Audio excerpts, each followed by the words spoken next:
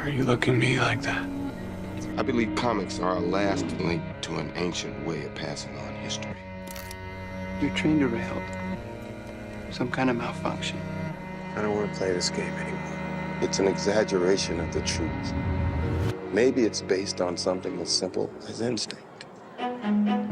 Director M. Night Shyamalan has earned himself quite the reputation as both a visionary filmmaker and the king of twist endings. And oh, how could I forget that this man has also made some very whack movies. It's interesting to think that the same genius who made The Sixth Sense also made The Happening. You think it could be plans? But one thing that cannot be debated is that this man also made some extremely awesome movies. And one of those movies has been begging for a breakdown on this show since the very beginning. An unmistakable classic that unknowingly started a trilogy and uprooted superhero cinema in a very unexpected way. Today, we're talking about Unbreakable. I bet my dad could beat up your dad.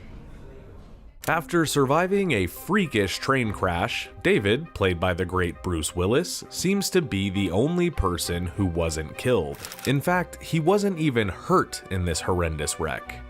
How are you feeling? Okay. Now, David is a pretty normal guy, a quiet, blue-collar townie who married his high school sweetheart, like they were literally the high school quarterback and the cheerleader couple. Over the course of the movie, David will discover that he has a sort of superpower. He's impossibly strong, seemingly invincible, and as tragic and morally driven as the rest of them. I checked, you were right. You've never taken a sick day. 5 years, no sick day, I get it, you want a raise.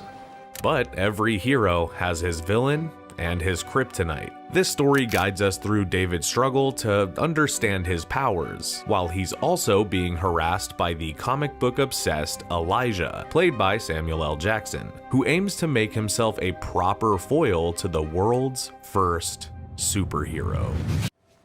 It has begun.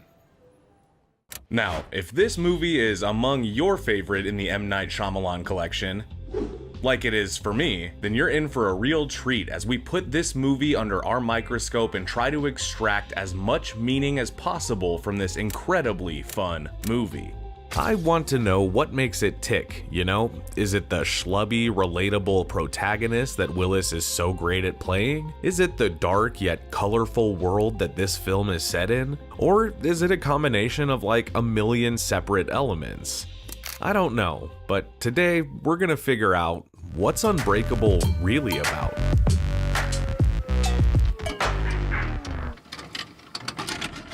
Now, let's start by saying that according to M. Night Shyamalan, this movie was always planned to be the first part in a full trilogy. Whether or not Split was meant to be the link between this and Glass, we'll never know for sure. But for all intents and purposes, this movie is part of a 3-film arc. However, this movie stood on its own for like 15 years before the story expanded at all, so today we're just gonna focus on trying to figure out what M. Night was trying to say with this movie specifically. Although, I guess my theory does kind of extend to the full trilogy. M. Night Shyamalan was raised in Pennsylvania, near Philly, which happens to be the setting of this movie. You'll hear me refer to this as a deeply personal film to Shyamalan a few times during this video, and really, it's just little details that make me think so. We're gonna get into that. But one thing that is clear from this movie is that M. Night Shyamalan is into comic books and specifically interested in superheroes. This is an art gallery, my friend, and this is a piece of art. Very much a, I'm gonna tell stories about what's going on with me, and Unbreakable was exactly what I was feeling at that time. Unbreakable is about the grounded take on the subject of comic books. It's a drama about the subject of comic books. Yes. And postulating whether this is perhaps quasi-possible, that there are people that are, extraordinary and in different ways, but comic books have taken it, made it, characterized it, and is it possible that the real life counterparts actually exist? The movie is described as a superhero film in some circles, and that may seem like a stretch for some, but the basis of this movie is definitely littered with comic book culture. According to the filmmaker, he wrote Unbreakable as a sort of challenge to the three-part structure of most comic books, where the hero is born and gets his powers, then hones his craft and learns a valuable lesson, and finally goes up against a big bad and justice prevails. Shyamalan specifically wanted to focus on the hero is born phase and tell a full origin tale starting with a feature-length movie about a guy coming into his own. When I was a kid, I spent a week in the hospital getting better from pneumonia. I almost drowned. Two skinny little kids were fooling around in the pool, dunking me, and I swallowed some water. They didn't know it, and it almost killed me. Heroes don't get killed like that. Normal people do, right? So let's talk about the theory.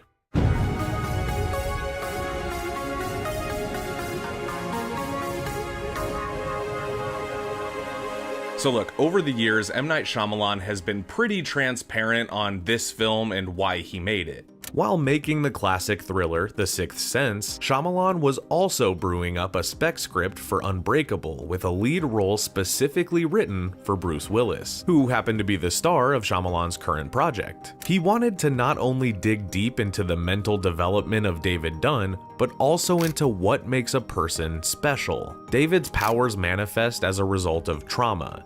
His gifts include super strength, the ability to touch someone and instantly know what wrongdoings they're hiding, and some form of invulnerability. This of course sounds like it'll be useful for a comic book hero on the come up, right? Well, no. See, unfortunately, David doesn't think he's special. In fact, if anything, he kinda thinks he's a freak. But his son and his #1 fan, Elijah Price, do believe that he's extraordinary. I'm just an ordinary man. No, you're not. Elijah also believes himself to be super. His intellect and master manipulative nature makes him a sneaky and menacing foil for David's more subdued, average Joe persona. His powers also come from trauma, as he was bullied his whole life and struggled with having hyper-fragile bones that break like glass. This will be one of the only times in this video that I reference the other movies, but for what it's worth, Kevin from Split also has superpowers, and his were also born from trauma. Etc.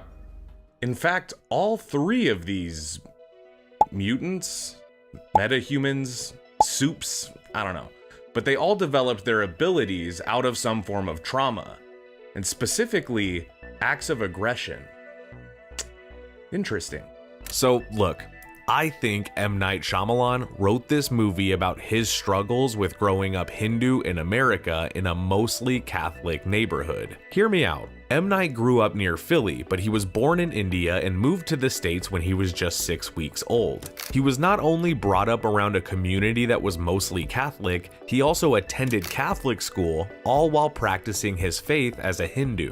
This has been spoken about by Shyamalan before over the years, with him even once sharing a story that when he was in school, a nun once got upset with him for receiving the highest grade on an exam about the Catholic faith, even though personally he didn't subscribe to that religion.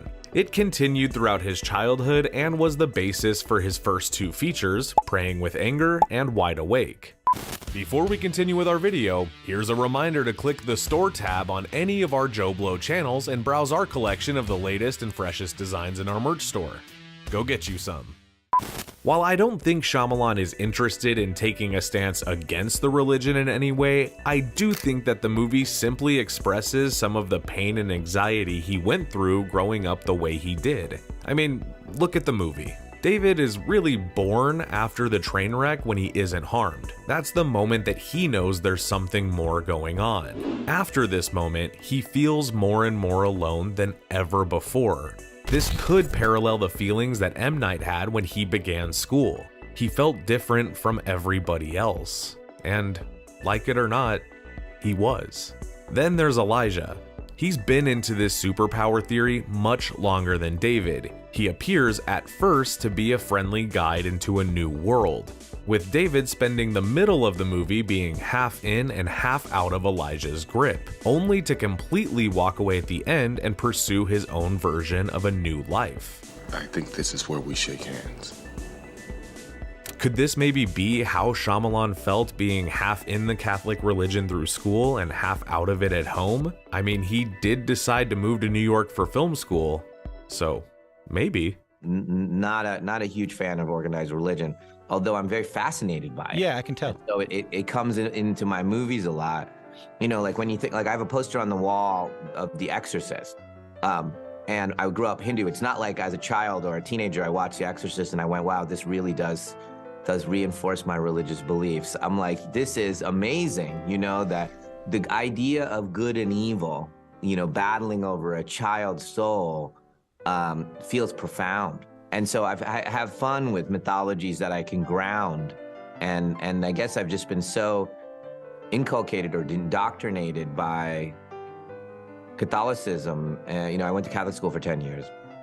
And my family is pretty active Hindus. And so, you know, seeing religion as ways to find meaning and feel like you're a part of something bigger, which I think is a necessity as a human being. And I know that this part is definitely a stretch that goes a mile long, but David's weakness is water. Like, holy water? Not only does this movie break the formula in terms of comic book structure, but it also withholds from giving us a big final battle in favor of the classic M. Night Shyamalan twist, as usual. They say this one has a surprise ending. It flips the story on its head. Most of the movie, we believe that Elijah, while being misguided and creepy, admires David's abilities and wants to befriend him. And while that is technically true, this twist reveals just how far Elijah is willing to go to get what he wants. So many sacrifices just to find you. It turns out Mr. Glass here is the one who sabotaged the train and crashed and killed every passenger inside at the beginning of the movie. And all of this to prove that David was indeed unbreakable. Now that we know who you are, I know who I am. For more parallels that may or may not support this case, here's a few small things. Mr. Glass wears purple, the color of power in the Old Testament. He also worships these comic book heroes like gods, so the comic book shop that they meet in is like church. Well, that's what you see at a toy store. And you must think you're in a toy store because you're here shopping for an infant named Jeb. If you go to India, the name David means beloved ruler, and the name Elijah means Yahweh is my God. There's a lot of little things hidden in this movie that could contribute more to this theory, but everything else on this list is an even bigger stretch than what I've already covered. No, no, no, no, no. So, at the end of the day, you can choose to watch Unbreakable as a gritty, thrilling superhero origin story, or you can look at it as M. Night Shyamalan taking a few chapters out of his own story and adapting it into a film to remind us that we always have the freedom to choose our own life paths. Because I gotta tell you, from where I'm standing, that's what Unbreakable is really about. It's a possibility. One with many holes. Guys, thanks so much for checking out today's video. If you liked it, or if you liked this movie, please do feel free to drop a like on the video. Make sure you're subscribed for the best in movie content, and of course, share this with a friend who likes this type of stuff. I know I got plenty of friends who do. Also, make sure you check out our links below if you want to check out our merch, and don't forget to join us on our Friday Night Flicks live stream. We get into some pretty good stuff over there. You need to go. Now. Oh, we're good? Okay, that's my cue. I gotta go. Bye.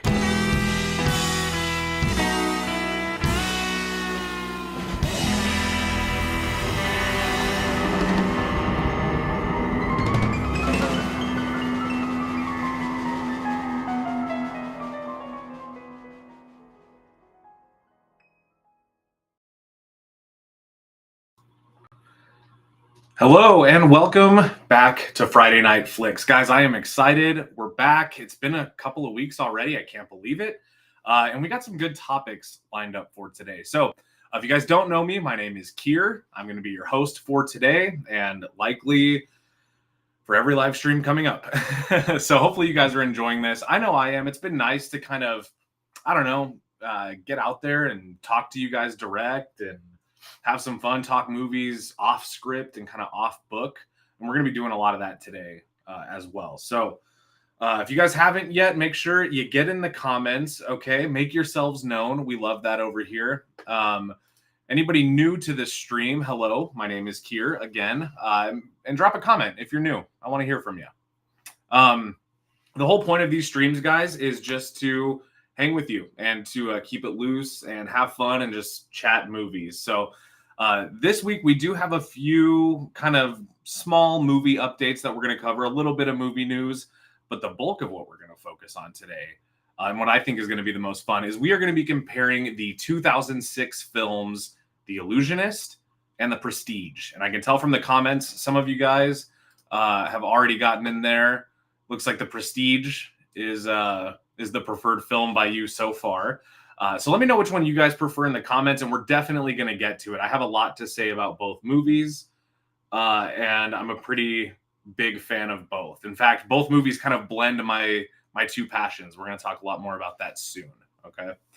Hello, everybody. Thank you for those of you jumping in the chat already. What's up? Hello. Hollowfield, good to see you. Kingsport Cal, hello. William Schaefer, Brad Perkins, what's up, man? We're going to be talking about you quite soon, I think. Brad, I appreciate that you join us for every stream, so hopefully we'll be hearing more from you tonight.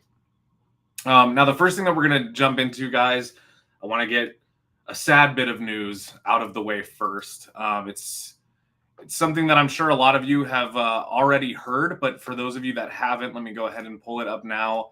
Unfortunately, we have lost Donald Sutherland. So rest in peace to Donald Sutherland. Many of you know him from The Hunger Games. That's where I know him from.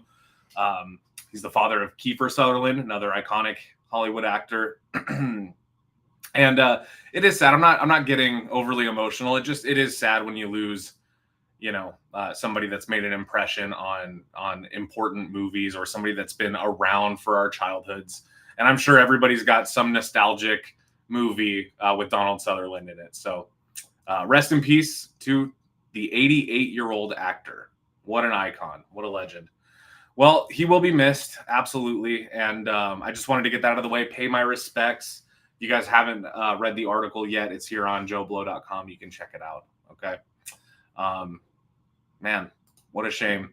88, you want to say too soon, but is it too soon? I'm sure he had a great life. And that's what really matters,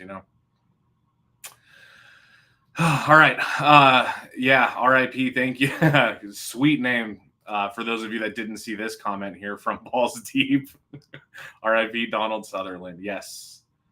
Yes. Grand Admiral Thrawn, welcome back. Welcome back. Hello. Rest in peace, Mr. Sutherland. My thought and prayers go out with your family. Yeah, rest in peace, man. It is sad. It is sad. Let's maybe switch it up to a lighter note. Let's keep it a little bit lighter now. I did want to make sure I paid my respects, but I also don't want to bum you guys out too much. So let's move on to some more stuff. Being that it is Friday, or as it's known around here, New Movie Friday. There's always new movies coming out, and we are excited most for the upcoming Beverly Hills Cop. Now, this isn't officially out yet, but one of our guys, Mr. Chris Bumbray, who most of you probably know, got to go out to Beverly Hills and do the whole press experience. You guys can be on the lookout for those details. In fact, if you want to, you can subscribe to our JoBlo Celebrity Interviews channel, and we're going to have all the coverage there. I'll be editing that up for next week, so you guys can go check that out, go over there and subscribe. But we sent Chris, and he had a blast. I've been talking to him all day. He's still there as we speak, and he got to see the movie last night. He got to see Axel F, or Beverly Hills Cop 4, coming to Netflix. And he also got to speak to the cast. He got to talk to Eddie Murphy, Joseph Gordon-Levitt. I think Kevin Bacon was there. I'm excited for this. For those of you that aren't into Beverly Hills Cop or haven't seen the Beverly Hills Cop films, at least watch the first couple. The first two, I would highly, highly recommend. They're great. we get to some of these comments here. I appreciate you guys being so active, and then we'll move on here. I do have a little surprise for you guys from Bumbray. So for those of you that are shouting him out here, you'll be able to see him very soon. Brad, you guys should do a best horror movie you never saw for The Puppet Master or Virus for Mr. Sutherland. I believe we might have covered The Puppet Master. I'll have to check with Tyler on that one. But yeah, those are great ideas, and it would be a good way to keep the hype alive for Mr. Sutherland. Absolutely. Joe Fierro, welcome. Welcome to the live stream. Backdraft stole the movie. Wow, I appreciate your guys' comments. I want to make sure too, I don't know, we're streaming to multiple platforms, so there might be a little bit of a lag. I'm noticing a little bit of a delay in the comments, so I'm going to try not to get distracted by that. And if I get to your comment late, don't be sad. I'm just going to get to it a little bit late, you know?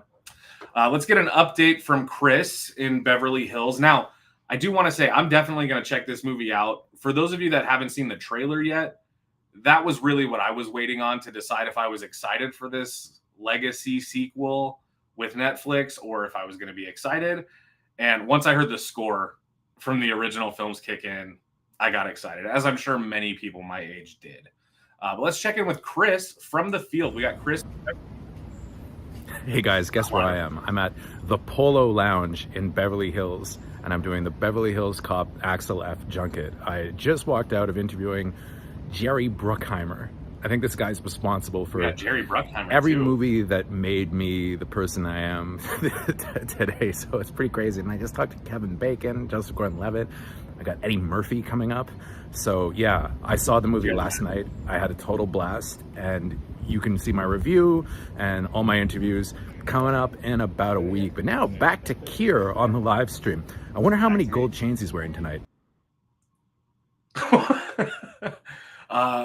I don't know, Chris, if you're on the stream, buddy, but if you are, I'm only wearing one gold chain. Thank you very much. I do like that you threw that in there, though, and I caught your comment on the last live stream about it as well.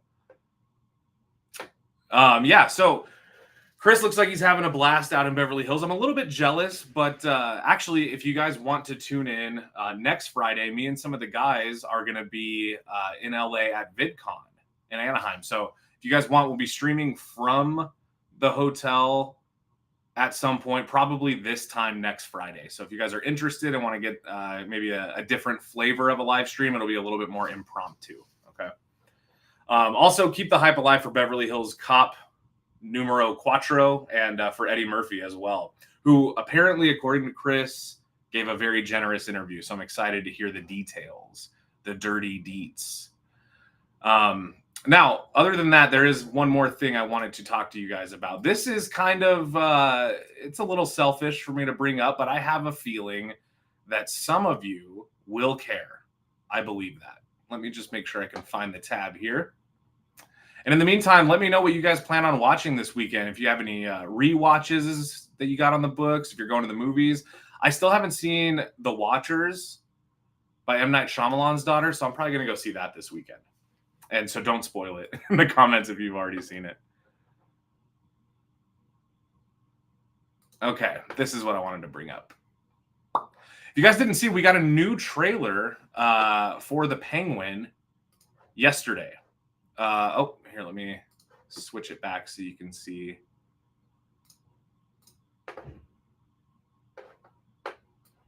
There we go. We got a new trailer yesterday for The Penguin. Sorry for that delay, guys. And honestly, I wanted to talk about it because I have thoughts. I have things that I wanted to say. For those of you that are excited about this show, I'm very happy for you. I also want to be excited. And we're going to talk about it. So, The Penguin, if you guys don't know, it's a spin-off TV series coming to HBO.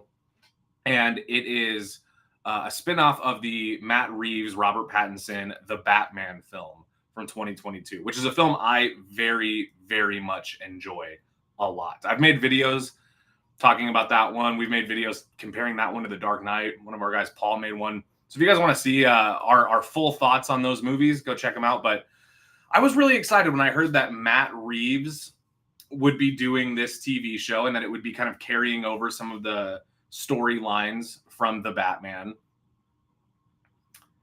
And then I saw the first little teaser, and I was pretty excited, but I thought the teaser was holding out intentionally a lot of stuff that would draw me in. And then we got this new trailer yesterday, which I saw online. The hype is very real, and I'm very happy for those of you that are excited. I, for some reason, did not get what I wanted or expected to get from that trailer. I didn't get the butterflies that I would have got, you know, or that I feel that I should have got. I was just missing something. There was like a sauce missing from it. I felt like maybe Colin Farrell's performance felt a little different, maybe because he's the leading man of this show. I don't know what to expect, and I don't feel that much hype. I do think that the trailer had its perks, and I do think that there was some stuff that was intentionally still kind of holding out for the actual show, but it just didn't it just didn't grab me. Like when I saw the first trailer for The Batman, I was grabbed. I was hooked. I was so excited, and the movie didn't let me down. The trailers haven't really got me going. I'm still going to watch the show. Hopefully I have the reverse effect where the trailers don't do anything for me, but it does blow me away.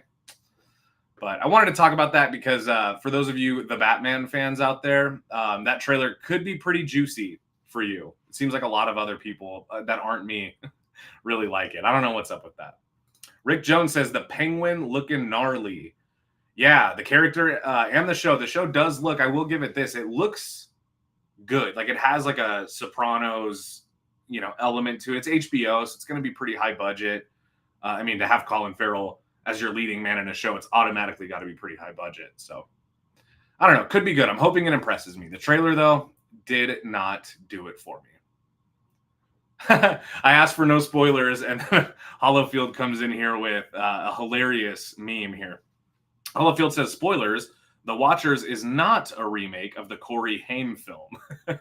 That's hilarious. Another RIP for today. Man. Corey Haim starred alongside Kiefer Sutherland in The Lost Boys. Look at that. That's a connection. There's some degrees for you.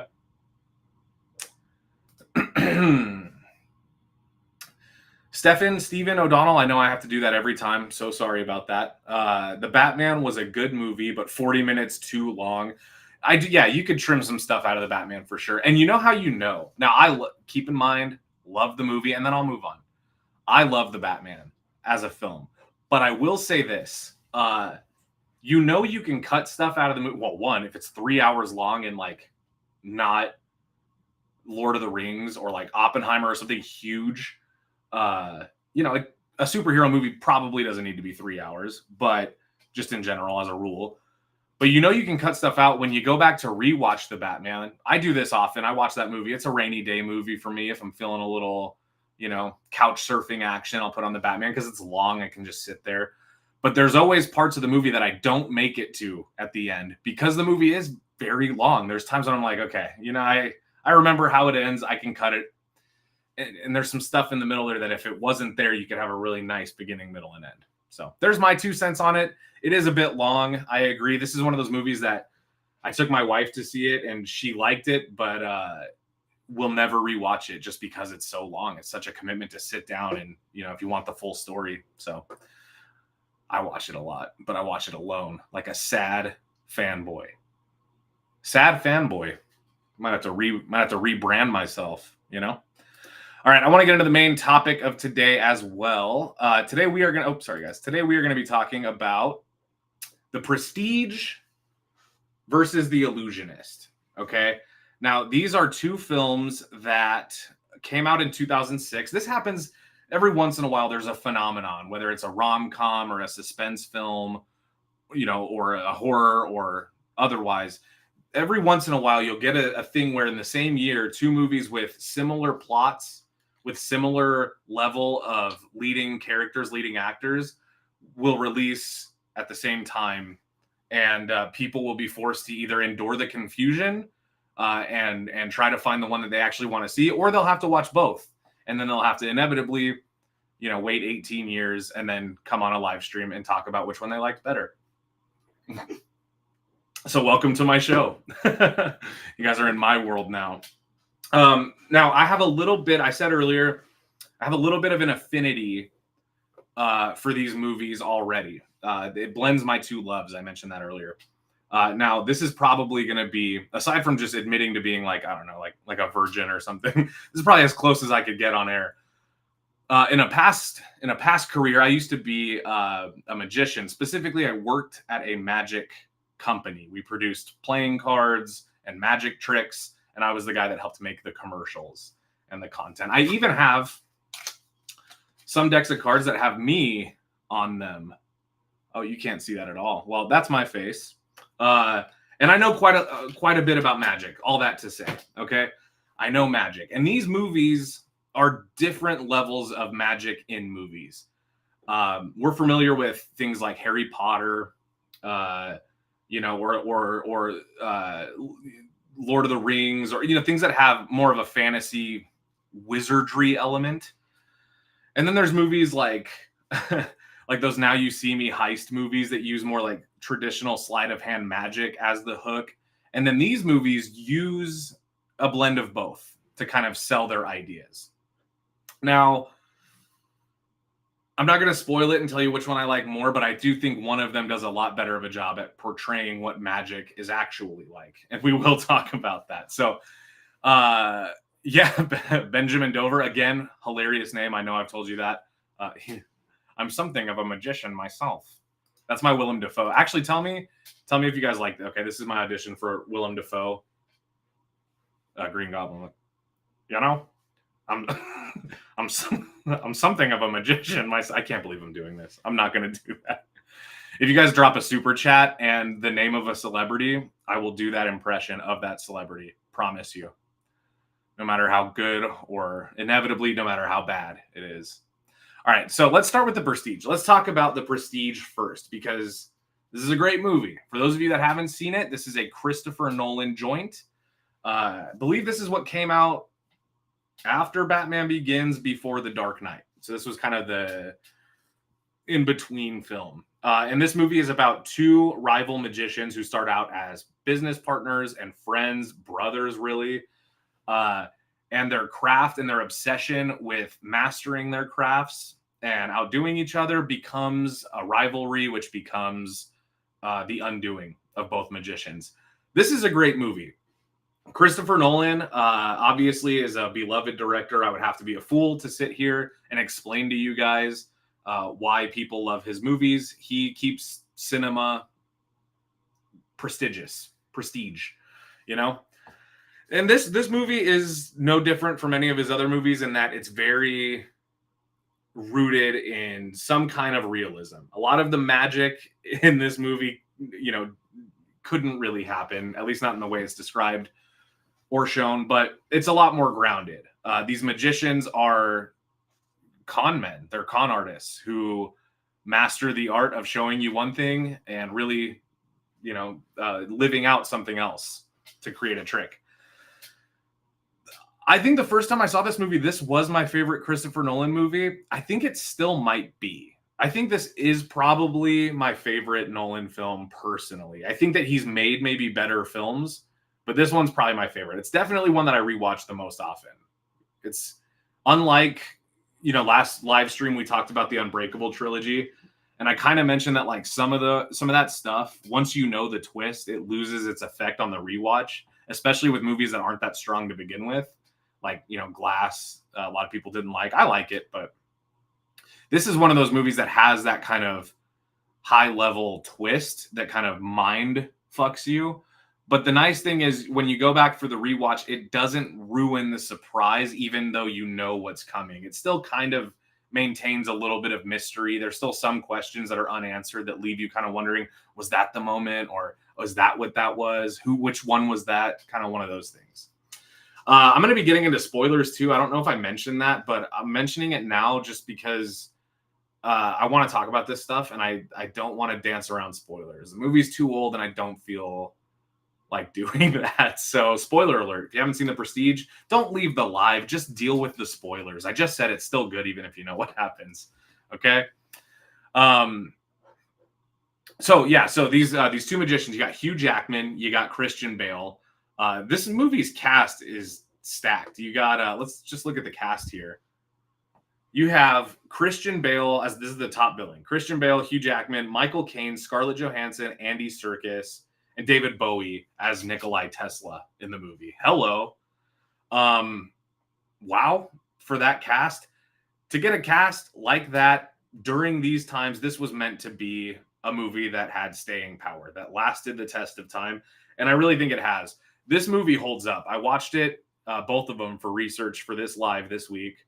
And I always feel so silly when I say I watched the movies for research, because really what I did was I just watched the movies and I just enjoyed the movies. And that was the research. So it almost feels dishonest to say that it was research, you know? But yeah, this cast is great. The movie holds up. What I love about it is that the shifting perspectives from Hugh Jackman's character to Christian Bale's character. It's Borden, and they call the other guy. They both have like 5 names, you know. But the other one's the great Danton at one point. Hugh Jackman's character. These guys, their perspectives change throughout the movie. Where Hugh Jackman's kind of a protagonist for some of it, and you're kind of rooting for him against Christian Bale, and then you'll get a little bit of a switch up, more information is revealed, a plot development happens, and then you're kind of rooting for Christian Bale and what he's got going on. And then you're, at that point, Hugh Jackman's character becomes an antagonist. And I like that. This movie really jerks you around. It's graceful, but it jerks you around. Joe Fierro just says Rebecca Hall. She's in the because I'm talking about the cast. Yes, Rebecca Hall is also in this film. She plays Christian Bale's lover, wife, mother of his child. She's great as well. I don't know how that got left out of here, but thank you for that, Joe Fierro. And we also got this one. I like this one. Feel that way about Dr. Sleep and Mike Flanagan. Yeah, totally. And we got some favorite Christopher Nolan movies in here also. Insomnia. I saw somebody said Memento was their favorite. I gotta say, no offense, Memento is not only probably my least favorite Christopher Nolan movie. It might be. I don't like that movie, and I don't enjoy watching it. Not because I don't think it's good. I think technically, for that to be basically a feature film or a debut film for Christopher Nolan, love it for him. But that movie is too depressing. Joe Pantoliano never gets old. Guy Pearce. Nothing against any of the elements that make Memento, but that movie severely bums me out. It's just so gritty. It's so dark. But The Prestige, not so much. This movie is gritty. It is dark. There are elements that'll make you sad. I know it's not his debut film, Kingsport Cal, but was it Insomnia that came before that? But it was like his first, his first that anybody knew him for, unless you're a film lover. So back to The Prestige. I think that this movie holds up, but I mainly think that the sauce of this movie is that every individual element is balanced. So it's not too depressing. It's not too much of a bummer, but it's also not silly. It's not campy. It doesn't take the idea of magic and turn it into a joke. It almost shows you kind of the ugly truth behind the curtain. And I believe that the whole thing was a metaphor for filmmaking. So if you guys want, I do a little bit of a tangent on that topic during my my video on the channel, What Was Inception Really About? So if you want to know a little bit of my thoughts on The Prestige and what that's really about, there's a little segment for it in there. And then also, seeing David Bowie playing Tesla, it's just good stuff. This is a good movie. This is a movie I really enjoy. The one thing I will say kind of hurt this movie for me, or at least hurts it on the rewatch, is that it does dance a little bit outside of the realm of what's actually possible. And even though it does so in a way of more questioning what's possible as opposed to saying what is and isn't possible, it just does leave a little bit too much. You got to suspend your disbelief a little too much for a movie that's otherwise that grounded, So there's that, my piece of that. I'm going to read some of your guys' comments. Again, I apologize if there's a delay in me getting your comments, guys. It looks like there is a bunch of you between some of these platforms. We're getting comments left and right that I have not gotten yet. So bear with me, but we'll get to you. Hip hop legend, welcome back. Hello. The movie with Edward Norton that was similar was really good too. Yes, that's actually the next movie we're going to talk about, man. We're going to talk about The Illusionist. Came out the same year. Now, to wrap things up on The Prestige, I want to spoil some stuff, okay? So the kind of twist of this movie is that so Christian Bale's character pulls off kind of a transporting man magic effect, okay?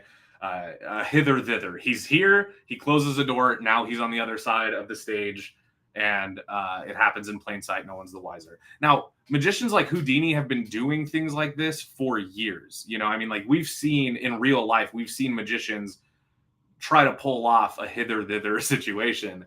I just like saying it like that, hither, thither. So after he does that, he becomes kind of an instant celebrity, Christian Bale's character. Hugh Jackman, as his former partner, who's since kind of, you know, they've soured on the relationship, then is determined to catch up to his greatness and outdo his greatest trick with his own greatest trick. And he plans to do that by finding out how Christian Bale does the multiplying man, the transporting man, and then find a new method that's more visual and more impossible for audiences to prefer. It's a great story. I mean, when it comes to magic, the magic industry, you know, in and of itself, it's very similar to like stand-up comedy. That's kind of the comparison I would make. For performing magicians, it's a lot like the stand-up comedy circuit where you're always competing with your peers for the attention of the audience, because the audience's attention to you is what determines whether or not you get to keep doing what you want to do. That makes for an interesting conflict between two characters that are both the best at what they do. And then when you throw in things like, you know, Michael Caine narrating you through the back end of a magic trick, kind of the method behind the effect, it's very fun. And I love it for that reason. I would probably say when it comes to like the scale of practical magic, as much of an oxymoron as that might sound like, this movie keeps it pretty close to like accurate. I would not be surprised if they had like Ricky Jay or like some, you know, David Copperfield or somebody like on set consulting with some of these stage effects in the movie. Hollowfield, I refer to it as hither thither, and in the mountains we call it yinder yonder. That's fun to say, isn't it? Can I get a yinder yonder in the comments? Hey, we have Jaron Barlocker. What's up, dude? Thanks for being here, man. It's good to see you. Glad you're here. Yes, The Prestige is a great movie. I can't help but agree. All right, so let's move on from The Prestige. By the way, if you guys want to know the method of Christian Bale's trick, which is the ultimate twist of the movie, it will fool you. It will fool you. The first time you see it, you'll go, oh, it was there, but I just either thought it was too obvious or assumed it wasn't that. It's good. It's good.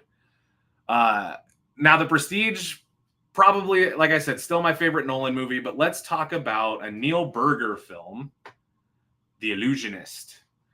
This is the Edward Norton one that was referred to earlier. And, man, this movie's awesome. This is a different, even though both movies are easy to compare because they came out the same year, they're both period pieces about magic. This movie, it's a little bit different. James B. Coogan, Saturday Morning in Sydney. Well, good day, mate. good day, mate. Happy Saturday morning, James B. Coogan. James B. Coogan. Cool name, too, as well. So The Illusionist is good. This movie is a little bit different. So rather than taking a magician rivalry like The Prestige does, this is a love story instead. This is the story of Edward Norton's character, Eisenheim, who, as a young boy, a young aspiring magician, got the hots for a girl, showed her some magic, which I speak from, you know what, actually, I'm going to bring this one in closer. I want you guys to understand how serious this is. If you want, look at me, guys. If you want a girl to like you,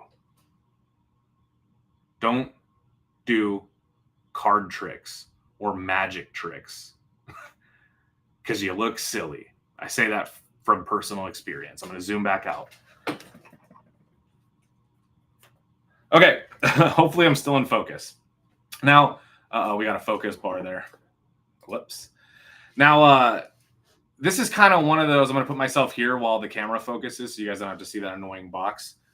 This movie's a love story. It kind of camouflages in with a little bit of like thriller, a little bit of like romance to it. But at the end of the day, it's two people that want to run away with each other. So you have Edward Norton's character as a young boy meets this girl, does a little magic trick for her. They fall in love, and it's not meant to be because he's like a poor schlub and she's not. Years later, she's engaged to be married to some royal prick, okay? Who, speaking of, it's Rufus, I'm sorry about that last name, Rufus Sewell, I think is how you pronounce his last name. And they're going to be married. Edward Norton is now a very known magician. He's out there performing small miracles for audiences full of people. And then Jessica Biel's character goes missing. And there's this big investigation with Paul Giamatti as the inspector, which is awesome. And it's just one of those, I don't know, it's one of those movies that like, it tricks you in a couple of ways. It doesn't just trick you with the twist of the end. It also kind of tricks you by showing you and telling you everything that it's doing and going to do as part of something else. It's just disguised as something else. So you see scenes like the one that's on screen right now. You have Edward Norton comes out, does a magic trick, and narrates to the audience what kind of the crux of it is. And then when you see the ending of the movie, you realize he's also telling you what exactly he's doing and pulling off right in front of your eyes. So it impresses you in that way. This movie's not as rewatchable though. And I'm going to tell you why. I actually think the twist of this movie is a little bit better, but it also does make the movie a little bit harder to rewatch. Because once you rewatch it, knowing what happens, you kind of just feel silly. You go back and go, oh my God, it was all right there. I should have known that from the beginning. Whereas The Prestige, you still are like, oh, there's still some stuff that I don't have the answers to. This movie, once you have the answer, it unlocks the whole movie. And then it's like replaying a video game with no accomplishments left to get. It's just kind of, it's fun. It can do the trick, but you're not going to do it as often, you know? Now, this movie's cast, also, in my opinion, not as impressive as the likes of The Prestige. You know, I mean, we have Edward Norton, who was kind of, you know, I mean, not that his career has dwindled in any way, but was definitely during one of the heights of his career at this time. Jessica Biel, this was 2006, so she was, you know, she was around. She had just done that Texas Chainsaw remake and become a very viral internet meme for the, you know, 11 and 12-year-old boys of the world. But Paul Giamatti's in this film, Rufus Sewell as the Duke or the Prince or whatever, and Eddie Marsan, who was just on screen. Yeah, Kingsport Cal, Giamatti, always good. Literally always good. Let me know. Actually, let's shake things up a little if you guys want.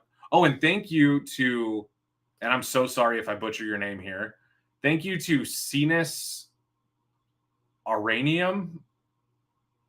I'm so sorry if I screwed that up. But thank you for the pronunciation here. It's Rufus Sewell. That sounds better. That sounds easier to say. Sewell sounds easier than Sewell. Maybe I didn't get it because I don't see well. Fuck. That was terrible. It's Friday, okay? It's been a long week. I got a trip coming up. But yeah, Giamatti, always good. I'll tell you guys one thing about Paul Giamatti that never gets old.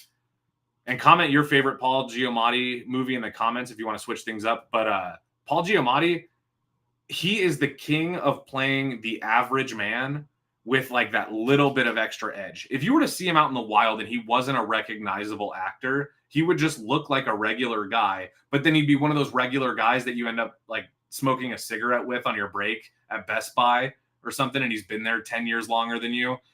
And then it turns out he's actually like kind of cool. You might hang out with him. That's Paul Giamatti. He's like a regular guy, but he's got a little something extra to him that just makes him perfect for everything. My favorite Paul Giamatti film is American Splendor. If you guys haven't seen I'm so sorry. You guys, you need to check out American Splendor. It's not my favorite Paul Giamatti film. Sideways is probably my favorite Paul Giamatti film, but then American Splendor. And maybe The Holdovers as well. Barbara Barbara Wedden says, liar, liar, I think you mean Big Fat Liar. Liar, Liar is with Jim Carrey, which is a great film. Big Fat Liar, that is with Frankie Muniz from Malcolm in the Middle and Paul Giamatti. And I think Amanda Bynes. Random. We got the Vapors says Summer Catch. Is that the Freddie Prinze Jr. vehicle? I hope it is. Also said Chuck and Larry and Powder Blue. I don't know about that. Now, The Illusionist, yeah, so the twist for this movie, so we talked about the twist for The Prestige was that Christian Bale was using a body double for everything.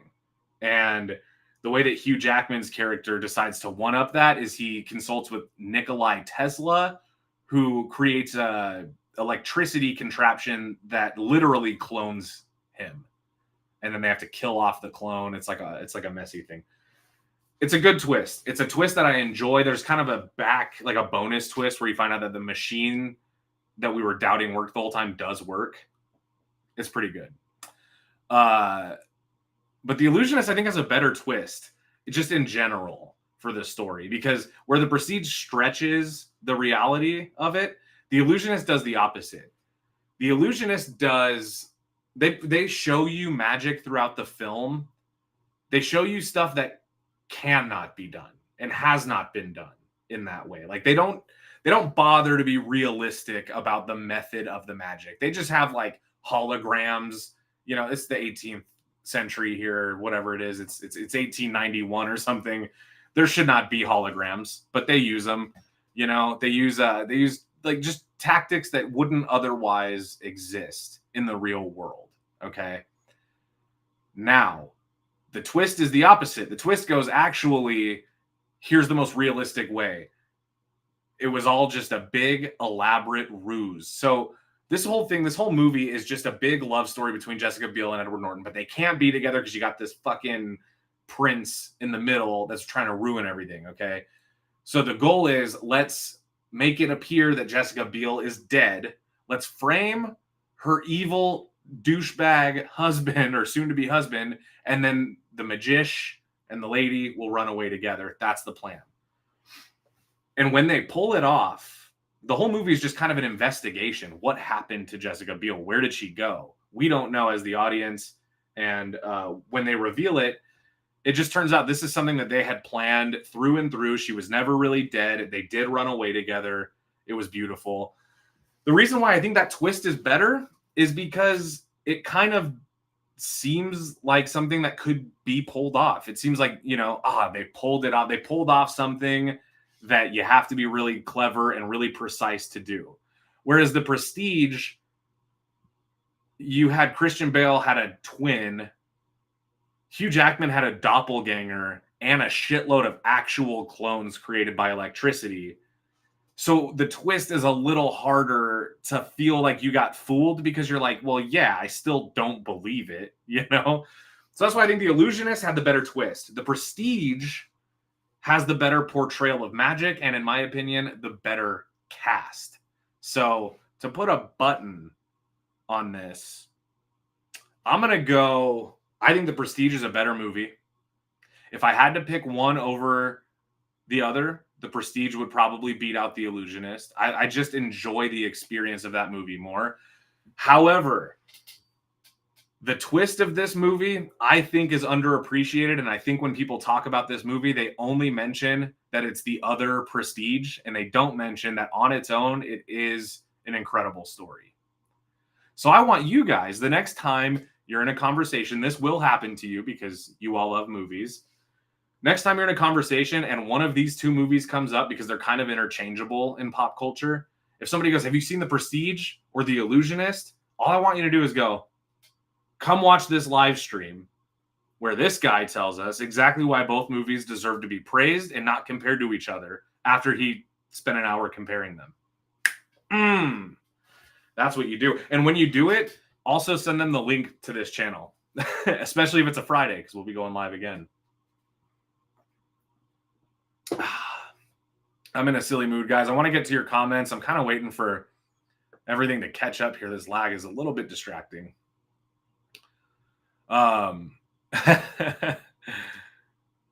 Kingsport Cal again. You think that ain't real? Well, I see your point.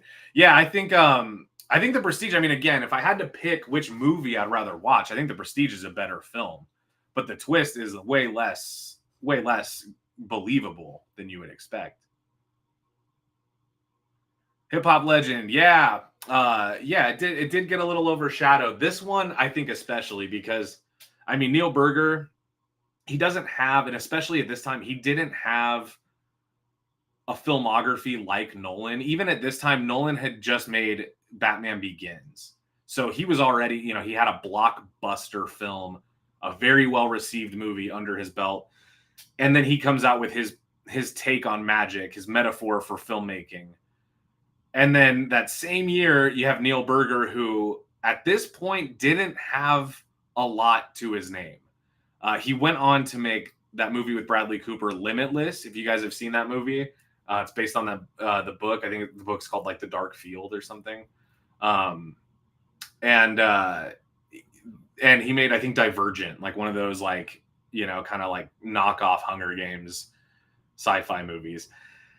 And that's kind of it. So I think that like him coming out with a movie like this the same year as Christopher Nolan, yeah, it's going to get overshadowed. That's a very unfortunate time for Christopher Nolan to drop a movie about the same subject that you're tackling, or at least the same device.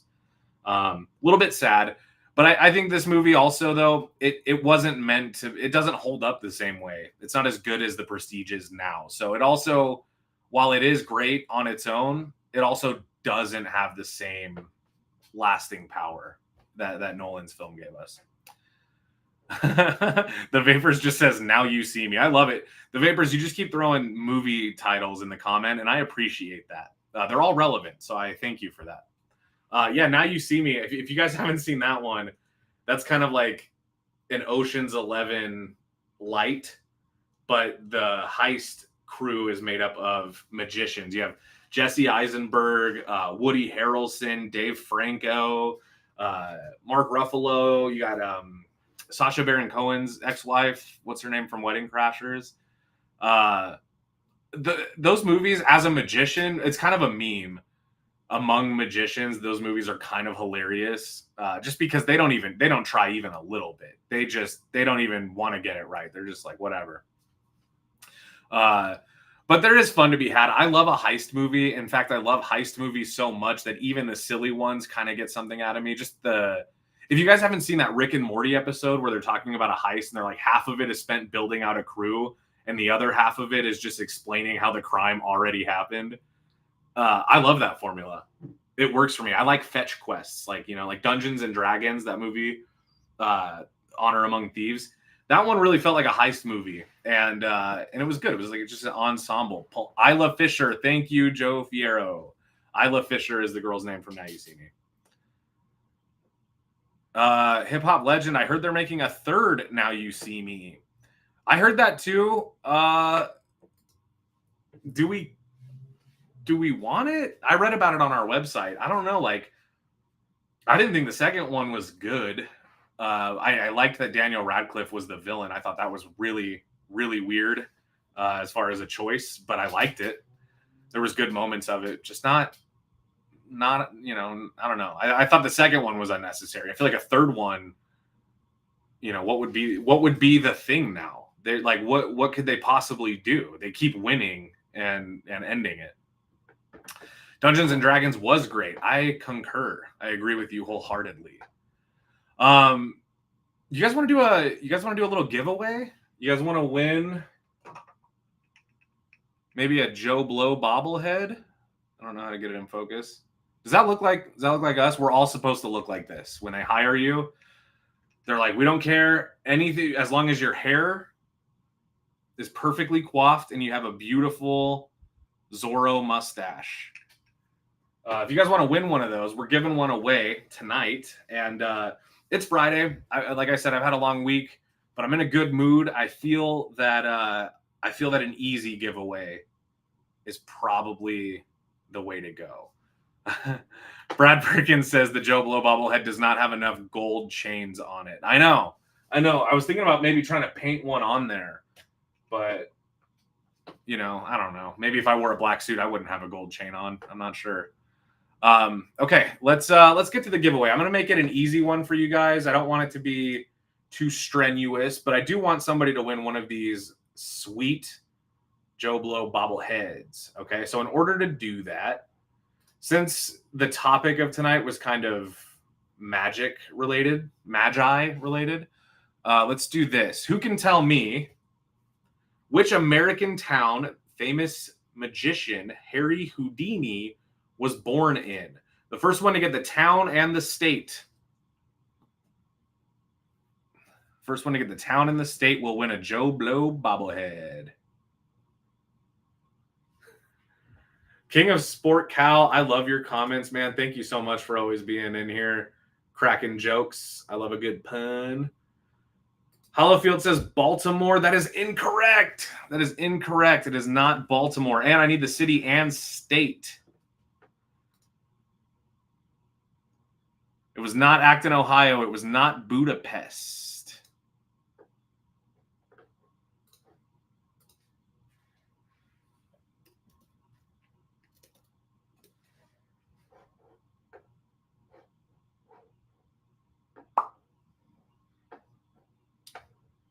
Who's gonna get it? Hopefully these lags don't have like somebody like clearly winning.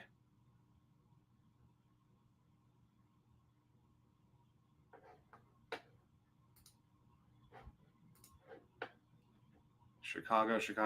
You know what? Let's do this. I feel bad. So if you Google Houdini's Wikipedia, it will tell you that he was born in Budapest.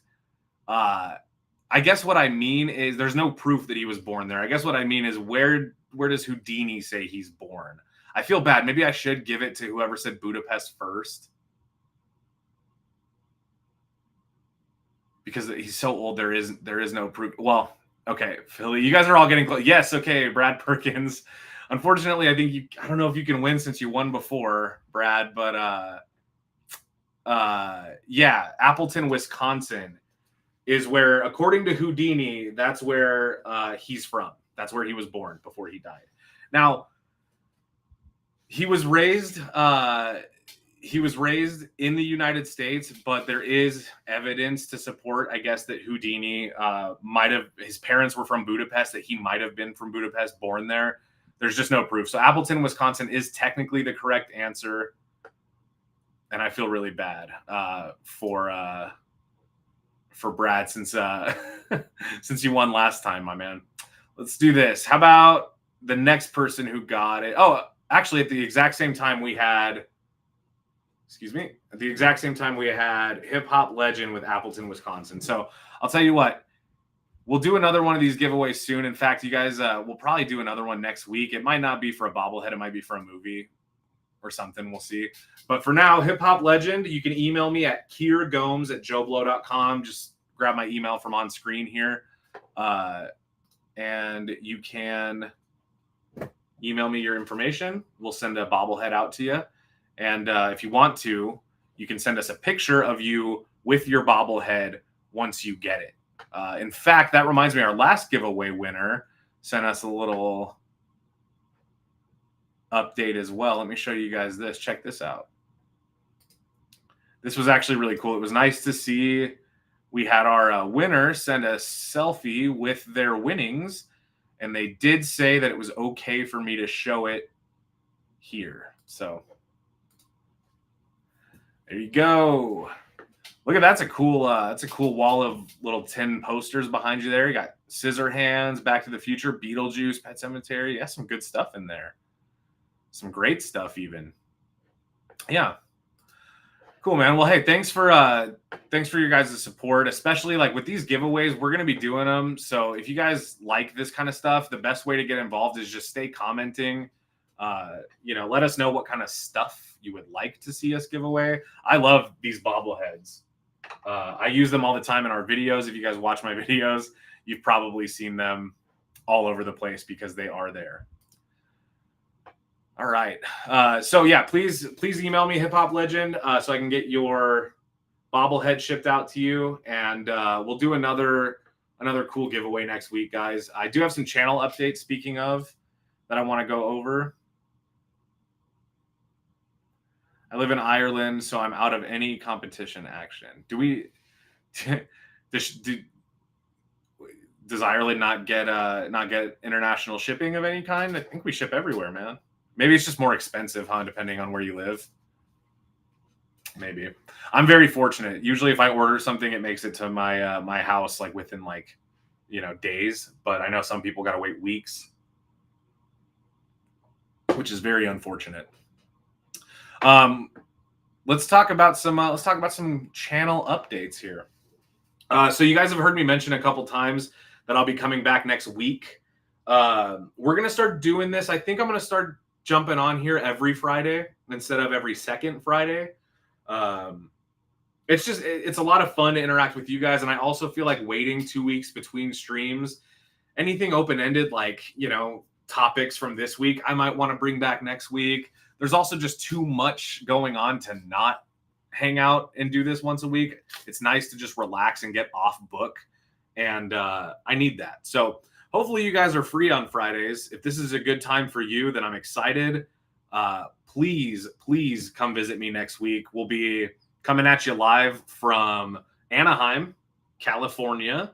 We're going to VidCon, and I'll probably just do a little hangout from my hotel room, and you guys will be more than welcome to join me on the stream then. King Sport Cal says, what are you drinking? It's starting to bother me. This is mango kombucha. It's basically just like tea or soda, but with like probiotics. It's good stuff. Would highly recommend. You know what? In fact, Hum, for our people at Hum, maybe you guys can help me with this. Can you guys get them to sponsor me and sponsor this show? Maybe we can get a little thing going. Everybody just go tag Hum and tag me, and then eventually, I think that's how it works. Eventually, I'll get free kombucha, and thus I'll have more energy for you guys every Friday night. Brad Perkins. Let's see. We got... Yeah, I don't know when Tyler's next stream is. I'm not sure. I'll have to get back to you. Just make sure you're subscribed to the JoBlo horror channels, and when those lives come back, you guys will definitely see them. King Sport House says white people drink. Cool. Yeah, this is my Friday water. This is how I celebrate on a Friday night. I have a nice cold probiotic hippie juice. So updates, we got live shows every single week, so you guys will be seeing a lot more of me. My goal, honestly, is to get more comfortable, not just on camera with you guys live like this, but just to get more comfortable, like, I don't know, taking your comments, having conversation, breaking out of the being on book, reading off of a script for every video. I think it'll be fun. I really look forward to it. And every Friday we'll probably just cover, one big topic, and then whatever fun movie news we cover throughout the week. Stephen O'Donnell's having a hot cup of tea. It's what we do in Ireland. I drink hot tea. We do it here in the States too, my man. I drink hot tea all the time. Big fan. Big boy fan. All right, so what else, guys? We got Beverly Hills Cop coming. We got Chris out in the field. If you guys haven't, please go check out. I'll bring the QR code back up with Chris's video. I don't have to watch the video this time, but I want to bring up the QR code. Go subscribe to our JoBlo Celebrity Interviews channel, okay? You guys might not know this, but we do a lot more than just video essays out here, okay? We interview people for movies. We just got, Murphy, Joseph Gordon-Levitt, Kevin Bacon. We do interviews. We have a horror channel that we cover. You guys can go over there and subscribe. I'm over there a little bit as well. The more, I don't know, the more in the network you get, the more familiar I can get with all of you guys. And that's kind of just my main thing. So, check us out. Un meme más, un meme más. One meme more is what that means in English. What's up? Hello, sir. Good to see you. John, would I collab with Dead Meat? Sure, I would. Yeah. Would Dead Meat collab with me? That's the question. That is what we want to know. Hopefully, that would be epic. Hopefully, you guys would tune in for that one as well. We got Chris's handsome face off the screen. All right, guys, that's pretty much everything I wanted to talk about with you. feel free to drop a like on this live show if you haven't. That kind of stuff is also, I think, important for these first live shows. So if you want to help me out, that would mean a lot. I really appreciate everybody that stopped by and stuck around for the full hour. I got a lot coming up, so stick around. Get around the JoBlo network. Subscribe to JoBlo Originals. If you guys do want to support us in a big way, you could grab yourself some merch at the merch store. It's a little bit of a shameless plug, but it's good merch. We have some interesting designs that I think are cool. They're balanced for movie fans, because a lot of times you see people with movie shirts and it's just a straight up reference or the poster of the movie on a t-shirt. And those are cool, but they can get a little boring, and it's a little bit, it can be a little bit, depending on where you're going, it might not be appropriate for certain events. Our shirts are cool. Anywhere you can wear a casual t-shirt, you can wear one of these. They are movie references, but what I like about them is they're a little more subtle. They're kind of like, if you get this reference, then you get it, So please, by all means, go grab yourself a shirt. Grab yourself 2 shirts. Grab me a shirt. Grab me 2 shirts if you want. And then grab 5 for yourself. Grab one for a loved one. They're good. They're worth 1,000,000 pennies each. Just kidding. Brad Priggin says I might be ordering the Black Sheep logo t-shirt. Let's change that might be to like you're currently ordering it. It's Friday, which means it's payday. Brad, dig in those pockets, buddy. All right, guys. That's pretty much the show. This is our new outro singer, and I want to thank you guys for joining me on and I will see you guys all next week. Sorry for getting distracted. These comments are there's some that are just now coming in that are 5 minutes old. So sorry about all of that, but I love you guys all for joining. I hope to see you next Friday from the road, and make sure you check out JoBlo Originals, JoBlo Horror Originals, and JoBlo Celebrity Interviews. All right. Peace out, everyone. Goodbye.